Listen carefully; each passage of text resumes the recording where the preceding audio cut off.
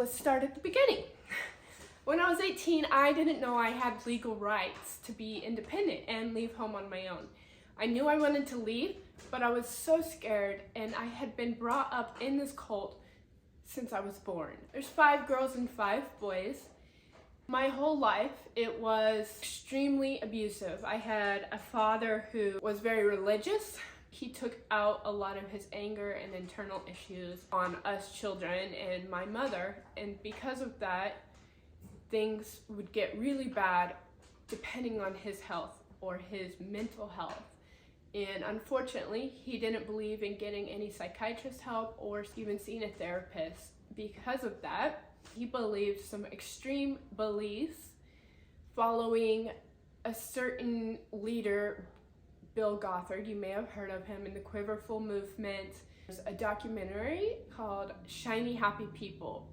And that documentary sums up the beliefs of the Bill Gothard ministries, and one of the families that was most known for sharing these beliefs is the Duggar family from 19 Kids and Counting. We were big time fans. We had every single episode of their show.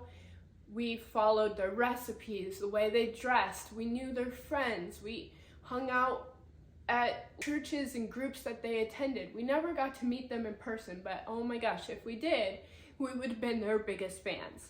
And so that is a little bit about the cult side. We can maybe dive into it a bit more in other videos, but it is a very sensitive topic and one that I'm still navigating and learning, because when you grow up in something that's isolated from the outside world, you're only hearing one person's viewpoints and beliefs, and you're being taught that, and that it's right or wrong, and that person just teaching you with fear-based methods, that creates this almost brainwashing of you are fully developing your brain and your thoughts and how you react to things and do things based on this person.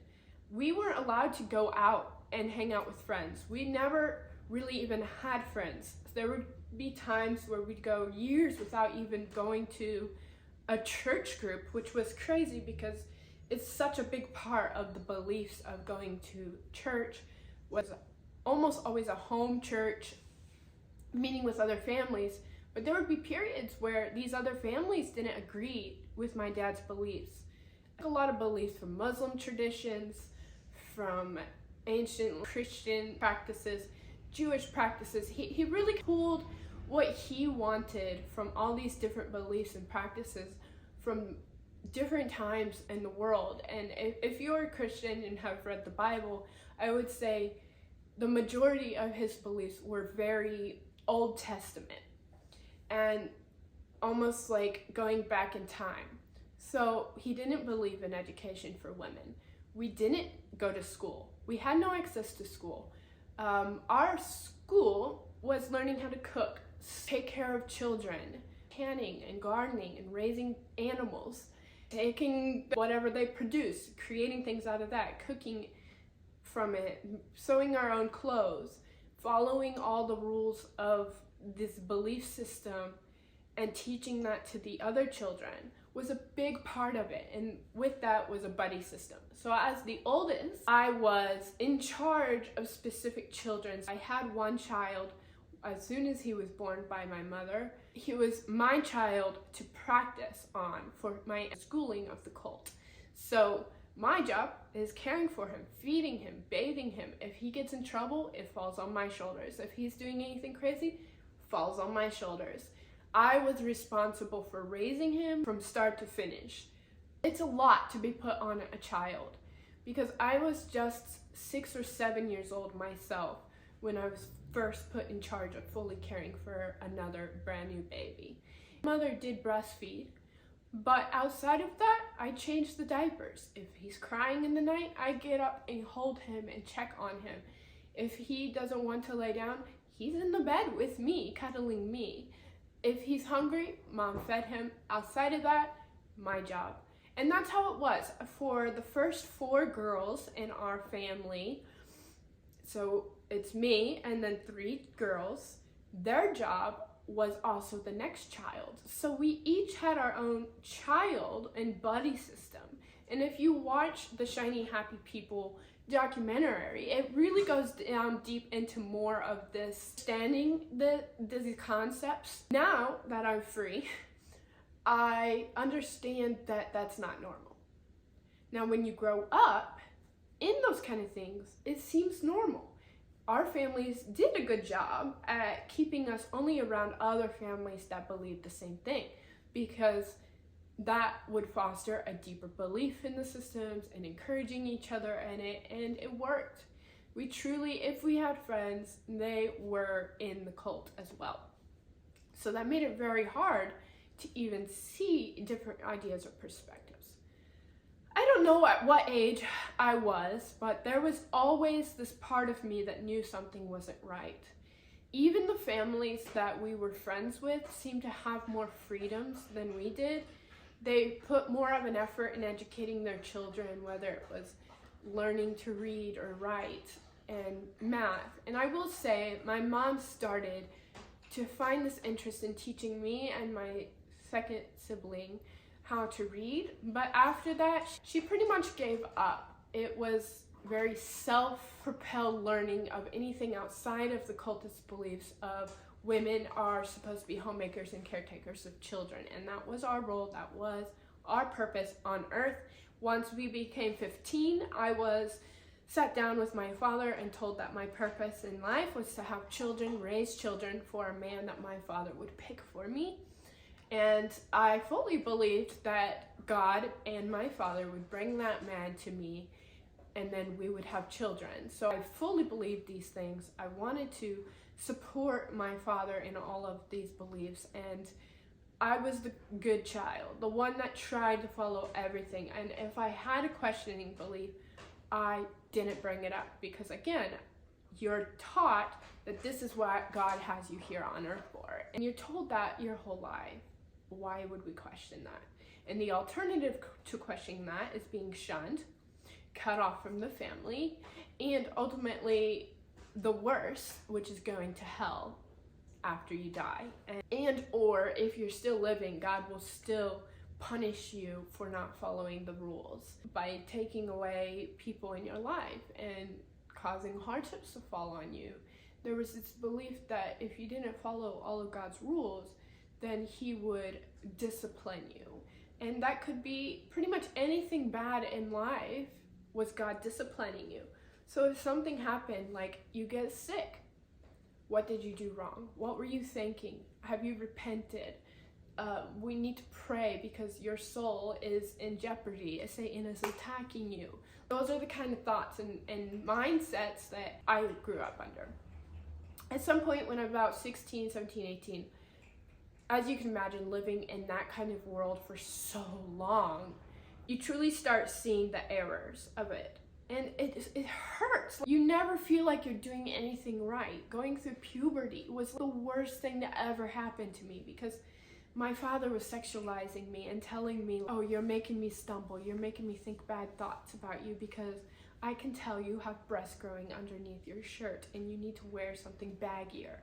And the clothing was a very big part of the beliefs, because women were taught they were fully responsible for whatever happens to their body by men. And men were taught they're in charge of women's bodies, and if women dress a certain way, it's not your fault if you have bad thoughts, because they are letting the devil use them to make you stumble.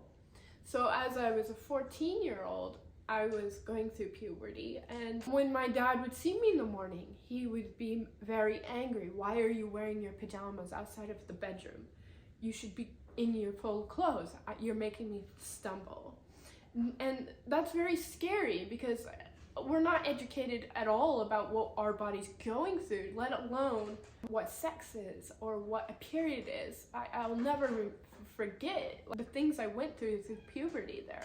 And that's maybe a video on another time, but going through that, I started questioning, is this really how the whole world lives? Is the only way to have God's blessing on your life by following all these rules and being ashamed of you? I started reading the Bible for myself, without my dad, without his books. He had tons of theology books that he wanted us to read. Again, we were in charge of our education, so we had to learn ourselves how to read. My mom gave us a book to teach ourselves how to read, and by some miracle, we maintained that ability. Now, a few siblings didn't want to, so they didn't learn to read till they're 13, 14 years old, if that. And when they do teach themselves, as you can imagine, it wouldn't be grammarly correct or what have you. But I taught myself to read, to write. My mother did have more effort with me as the first, but as she had more and more children, she gave up entirely. And that's when I started having this deep craving to learn on my own.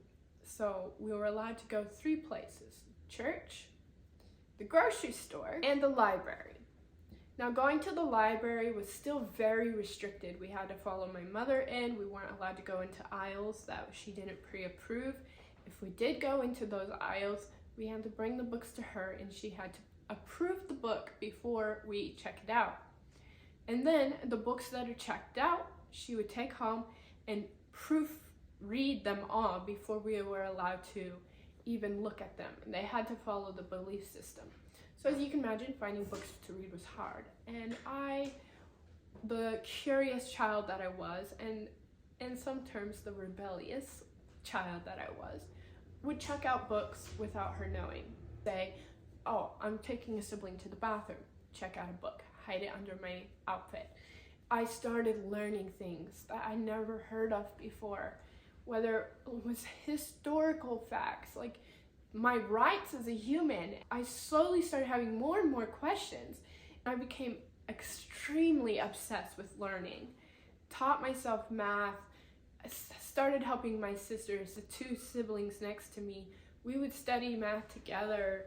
We would study together and help each other out. And it was one of those things, we were allowed to do it once we'd accomplished everything else in the day. If we'd cooked all the meals, cleaned all the dishes, washed the laundry, fed the animals outside, cleaned the house. We were required to clean the rooms every day of the week, care for the children that we were responsible for, make sure they're taken care of. And then during nap time, we were allowed to study if we had books pre-approved. And it became my obsession. I had more questions. I kept learning. And there were days where my mother would find a book hidden under my mattress, because she frequently checked under our mattresses for our journals to read them, or to look for forbidden items, whether it was a letter that comes into the mail from somebody that we weren't allowed to correspond with, or a book that was checked out. I did face a lot of consequences and punishments for that, but it kept to this point where I almost enjoyed it, because I was learning so much, I was finding out so much, and this feeling of freedom of thought, freedom of questioning things became addicting. Took it upon myself to secretly learn, and my siblings were scared for me. If they were studying and learning on their own, we tried to keep it a secret from each other, because there was this rule that if you knew something about the other sibling, you go and tell mom and dad, and you will get a bit of approval. You get more privilege, let's say. If you say, oh, well, so-and-so's doing that, they wouldn't look at what you may have done wrong as much. There was this great interest in going and telling the other siblings what was really going on. So trusting each other was very tricky, and it came and went. There were times where I was very close to one sibling, but they tail on me on something, no, and now I'm trusting another sibling. And so it created a very hostile environment, but at the same time, we were all in it together and suffering together. In the days that my dad would come home in an angry rage and throw things and hurt people, we got very close. We helped each other out. We were there for each other. I have a better relationship now with the siblings that I also chose to run away than I did when I lived at home. That is the first entry part of my story. Follow along the channel. You can check out my socials and subscribe. I will be sharing more, but I'll also be sharing bits and pieces of where I am now in life here in my beautiful home, whether I'm traveling the globe, visiting friends, and building my business online. I'm so excited to have you here. You are so welcome here, and you are loved.